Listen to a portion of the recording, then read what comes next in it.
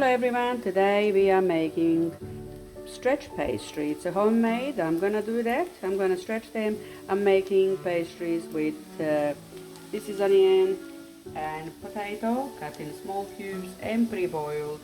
Spices, it's veggie spice, pepper and the salt. This sort of pie loves, we call that pita.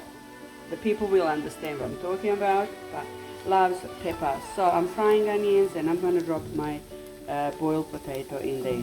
Okay, so see you a bit later.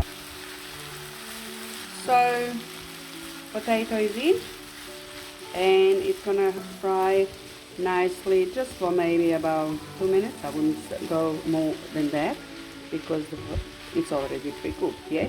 So I'm dropping my spices in there and I'm gonna give a nice mix. So it's a very nice, beautiful, traditional dish. The people who actually would be watching this and originated from the region where this is made is gonna understand what I'm talking about. But anyway, it's a beautiful, appetizing, and it's light. Believe or not, but it's light. So I'll show you another fillings that I'm gonna be making. I've added more pepper. As I said, like this sort of pie loves pepper. So pepper goes very well with the potato. So I'll see you a bit later. So my second filling is again onion and the meat. I've got the beef over there, the ground sort of beef, and it's actually nice if beef has a fat because it gives that flavor. So this type of pie or pastry we call in Burek, and like I said, the viewers will actually understand what I'm talking about. So frying onion till it's all nicely fried, like a brown. See you a bit later. So onion is getting nice and translucent, and we're gonna keep frying till it gets nice, like a browny, goldy color. So onion is getting nice and gold, and almost time to put meat in. So onion is brown and it's ready to get meat in. Make sure that all meat is incorporated with the onion, and we're gonna add half tablespoon of salt and about a teaspoon and a half of cracked pepper. So we're gonna do right now. Now we're gonna mix all these and brown the meat. So meat is brown and it smells very lovely. I have added more cracked pepper because we love that. So see you later. And third filling is cottage cheese with a spring onion and bit of salt. So I have 3 different fillings: cheese, potato and the meat. Now I'm gonna make my pastry dough. I've got 1.300 grams, so kilo and 300 grams of the all-purpose flour, half tablespoon of the salt, almost 1 cup of the oil, and I have warm water.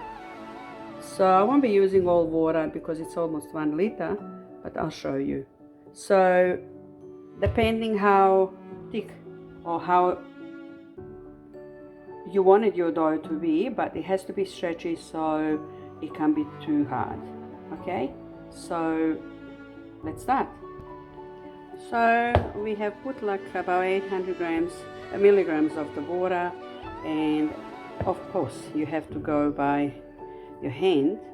So I'm mixing these, and I will incorporate flour and water more, so it's going to be nice and smooth pastry. A minute later, nice and more smooth. Minute and a half later, this is how the dough looks. It's not stretchy anymore, sticky better say. It is stretchy but not sticky, sorry. And now I'm gonna divide it in balls. I've dipped the dough on a floured surface, and now I'm gonna divide in little balls. So I'm gonna portion these. It's nice, it's really lovely soft. I'm gonna go about this size balls. I don't need bigger, and the reason why no bigger, I'll show you later. So I have my dough divided in 2, 4, 6, 8, 10 small balls. So what I'll do now is each ball I'll take and I'm gonna put in already pre-oiled tray, and I'm gonna flatten each of them. In separate pan I am melting butter that I'm gonna be together with oil mixed together. I'm gonna be spreading or brushing these pastry doughs. Okay, so they're actually sitting here and I'm gonna leave them for about 20 minutes. Butter is melted. I'll add oil, give a nice stir, and we'll be brushing each of these pastry dough with the oil and the butter. So that's gonna help penetrate in the dough and it's gonna soften the dough, so it's gonna be very easy to stretch. For this kind of pastry, you do need a bit of experience, and as a being mom and grandma, I have that plenty. So I hope you're not gonna find very hard to even try, because you know what? If you don't try, how you know that you can make it? True? So let's do all of them. So all my pastry doughs are brushed and we're gonna leave them for about 20 minutes. I'll be back and then we're gonna stretch them. My husband also loves potato and the meat mixed, so it's actually a very nice version, so please try that too. I'm preparing a piece of like a tablecloth that we keep only just for the pastry, so it's used and then it's washed and it's used again. I also have my fry pans ready, the bigger fry pans, and yes, you guessed, my pastry or my burek pitas, they're gonna be cooked on the stove in a fry pans. See you later. So my fry pans are ready, lids on. Ready, yeah. My filo pastries are nice and stretchy, so I'm gonna start stretching them and brushing them with the oil. My tablecloth is dusted with the flour to prevent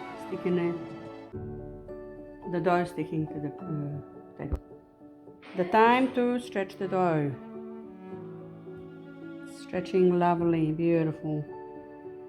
So I'm gonna do with all of them, and then I'm gonna be putting all of them at a time, yeah? So I'm gonna stretch these and put the filling on. So the dough is stretched, and don't worry about ends because my family loves them. Usually, like if you watch other videos, they actually take them.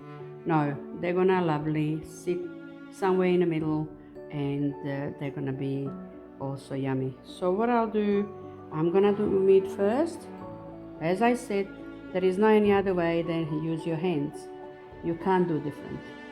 So make sure you put plenty of filling on edges and not as much in the middle.